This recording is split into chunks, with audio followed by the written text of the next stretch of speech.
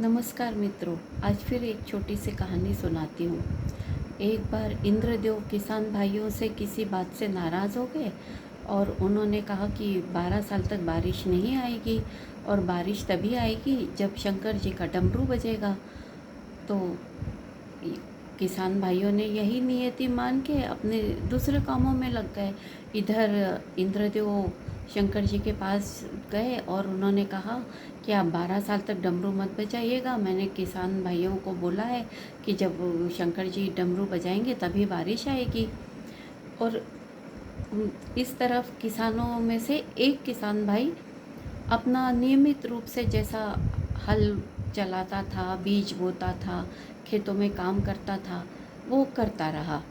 इस पे सारे दूसरे किसान भाई उसका मजाक उड़ाने लग गए कि भाई आपको मालूम है कि 12 साल तक बारिश नहीं आएगी, तो फिर आप क्यों इतनी मेहनत कर रहे हैं। इस पर किसान बोला कि हाँ, मैं भी जानता हूँ बारिश तो नहीं आएगी, पर नियमित काम करता रहूँगा तो मेरी आदत बनी रहेगी काम करने की और मेरी शरीर की वर्जिश भी हो जाएगी। ये सारी बात पार्वती देवी सुन रही थी और उनको किसान की ये बात बहुत अच्छी लगी। इस पर उनके मन में आया क्यों ना शंकर जी के साथ थोड़ी मस्करी की जाए। तो वो गई शंकर जी के पास और उन्होंने कहा, शंकर जी आप ऐसा तो नहीं होगा 12 साल तक बारिश के लिए डमरू ना बजाएं और फिर जब बजाएं तो हो सकता आपसे बजे भी नहीं डमरू, तो क्यों ना आप थोड़ा सा प्रयत्न करके देखें।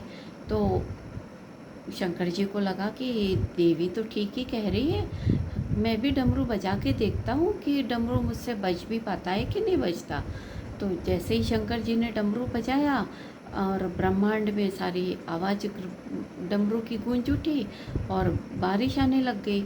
थोड़े ही दिनों में किसान की फसल लहलहा उठी और दूसरे किसान बड़े प्रायश्चित करने लगे कि इसकी फसल तो लहलहा उठी और हम बेकार में ही खाली बैठे रहे और हमने कोई काम ही नहीं किया अपने खेत में।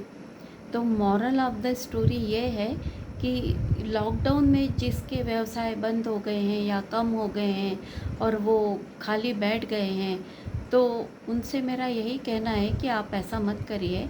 आप में जो भी कला है, जो भी हुनर है, आपका जो भी काम है, किसी न किसी रूप में थोड़ा ना थोड़ा करते रहिए, क्योंकि फिर अचानक से जब डमरू बज जाएगा तो हम सब हड़बड़ा जाएंगे और कोई ये भी बोलेगा हम तो रिटायर हैं, हमारे पास तो कोई काम नहीं है, तो हम क्या काम करें।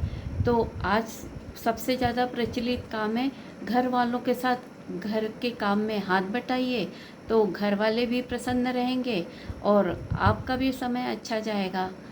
नमस्कार।